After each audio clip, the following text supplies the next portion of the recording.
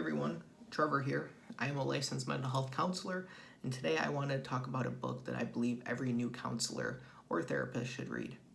That book is The Gift of Therapy by Irvin Yalom. In this book, Dr. Yalom discusses 85 helpful reflections from his decades of experience providing therapy and passes them on to the reader as tips for newly practicing clinicians. For the sake of time, I will discuss the 5 reflections that I personally found most useful from this book. The reflections that I found most useful are as follows. 1. Remove obstacles to growth. 2. Create a new therapy for each patient. 3. The here and now. 4. Never, in parentheses, almost never make decisions for a patient. And 5. Conduct therapy as a continuous session.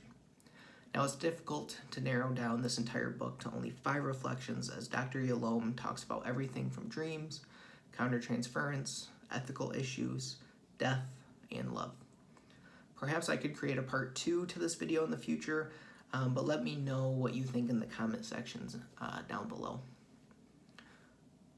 Remove the obstacles to growth is the very first reflection that Dr. Yalom discusses in this book. Boy, he immediately left an impact on me with this one. He discussed the natural propensity for clients to achieve growth once barriers have been removed. The therapist comes in by collaborating with a client on identifying and dismantling current barriers that exist. While reading this, this reminded me of Maslow's hierarchy of needs and as it relates to self-actualization.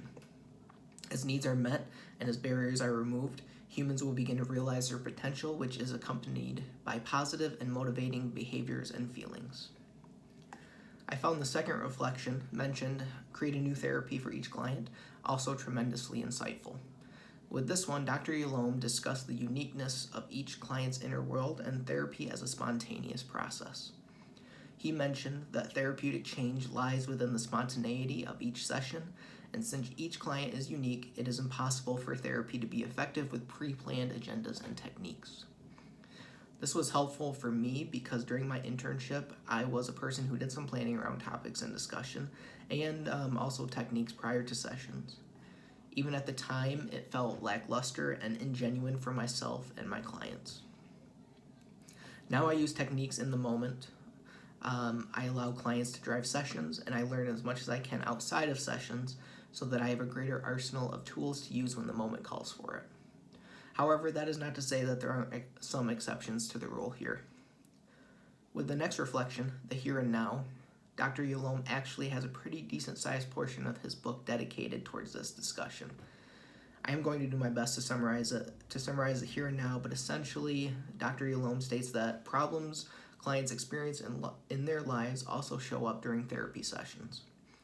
That's when the opportunity presents itself to help a client work through a problem or become privy to one that they had little awareness of. For example, if a client is experiencing interpersonal conflict at work, then it is likely that behaviors contributing to this problem will also show up in the counseling relationship. This type of thinking really expanded my perspective to what therapy is and how it can be practiced. There's no better time to work on what is afflicting the client than the here and now. Now, moving on to the fourth reflection mentioned, never, parentheses, almost never make decisions for the patient. Dr. Yalom uses a vignette of a client trying to decide between 2 potential partners, with the author wanting to fall into the trap by telling the client the obvious choice, but later the client comes to their own decision. He states that there are a few moments when the client would make the decision. There are a few moments when the clinician would make the decision for the client, such as when their well-being is threatened by another. I identified with this reflection because it comes from a truly person-centered perspective, and I strive for this level of integration of person-centered therapy within my own practice. I feel that genuineness, accurate empathy, and unconditional positive regard is what helps facilitate decision-making by allowing clients to be their own experts. For the final reflection discussed, conduct therapy as a continuous session. Dr. Yalom states that only working on crises of the past week are largely ineffective, that instead topics, themes, and concerns should be discussed throughout the entire time working with the client and tightening the bolts of understanding as the counseling relationship goes on. Dr. Yalom then describes some of the techniques that he uses to help make therapy one continuous session. By recording sessions and offering them to clients with their permission, by sending a summary of the previous session's events prior to the current one via letter or email, and by asking questions related to the previous week's session, especially those that are related to unresolved topics. Another way that you can keep a continuous session going is by using linking summaries and linking summaries followed by an open-ended question. I discussed how to use these techniques in a previous video called How to Start a Counseling Session, and I will post a link to the description below. After watching this video, I hope that I was able to help provide some reasons why I think that every new clinician should read The Gift of Therapy by Irvin Yalom.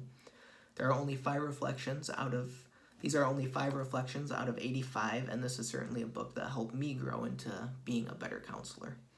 So go out and get yourself a copy, because I don't think you'll be disappointed. For now, I just wanted to thank everyone who watched this video. Don't forget to like so I know what you like, comment to express feedback, share to someone who could benefit, and ring the bell to receive notifications for future videos. Bye.